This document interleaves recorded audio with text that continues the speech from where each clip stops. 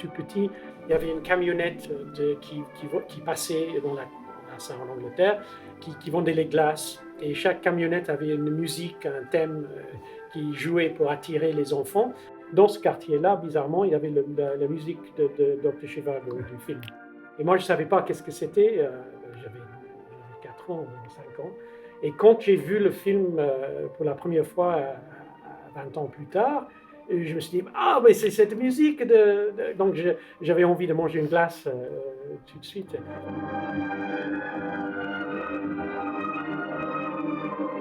Cette nostalgie, c'est pas ça fait quelque chose. Et après, j'avais imaginé des marionnettes, de créer des marionnettes de Omar et de Julie. J'étais fasciné par leur beauté. Qu'est-ce qui se passe avec cette beauté, avec le temps? Je pense retourner à l'hôpital. C'est drôle de vous imaginer là-bas. Je passais devant sur le chemin de l'école. Est-ce qu'un jour, vous viendrez à Moscou?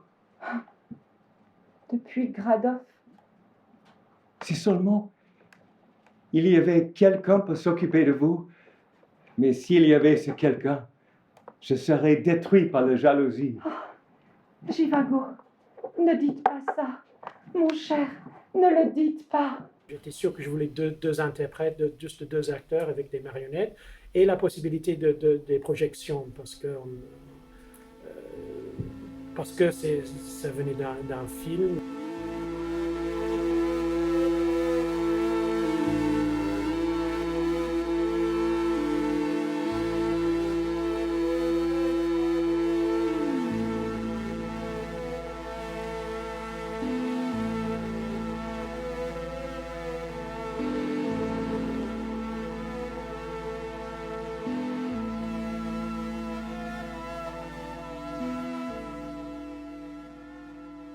Je ne peux pas dire que c'était vraiment l'histoire, c'était certainement pas le roman de Pasternak, c'est un magnifique roman, mais c'était vraiment l'image de ces deux acteurs.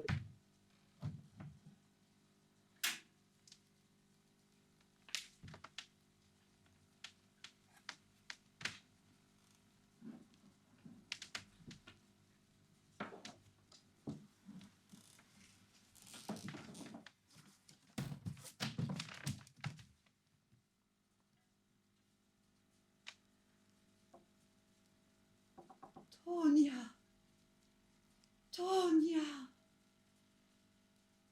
C'est un objet. Je pense qu'on ne cherche pas à raconter l'histoire du film, mais on touche sur le contexte de la révolution en Russie, la guerre.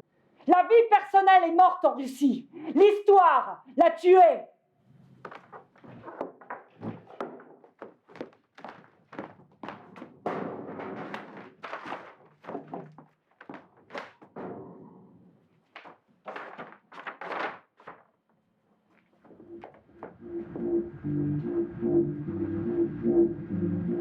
Sur la poésie, le fait que Zhivago était poète, le fait que derrière ça, le roman de Pasternak a été supprimé par l'État soviétique. Donc il y a tout ça en arrière-plan, je pense.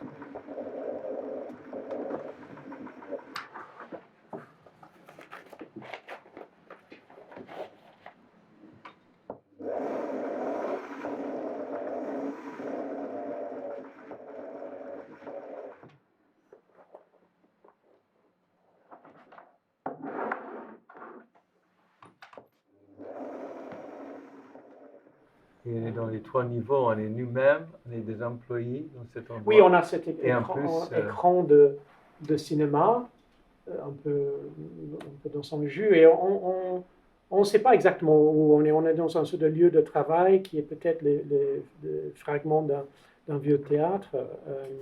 C'est un peu mystérieux.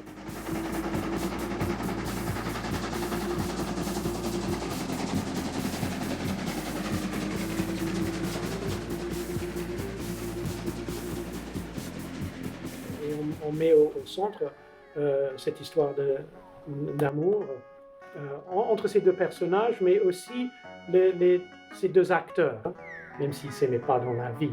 ne sait pas. On ne sait pas, On peut-être sait qu'ils pas. se sont aimés. Oui, oui, oui.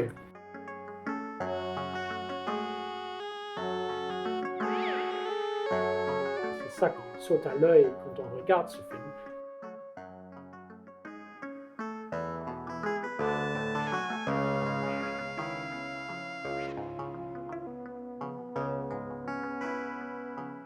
Ce que je trouvais qui est vraiment fort, c'est que tu as pris le scénario, Hmm. qui est 300 pages, pourquoi, Ouais, qui ouais. est écrit différemment de romans, mais c'est un film tellement bien écrit, c'est rare de Robert Bolt. Robert Bolt, c'était C'est un, comme un auteur anglais connu plutôt pour le théâtre.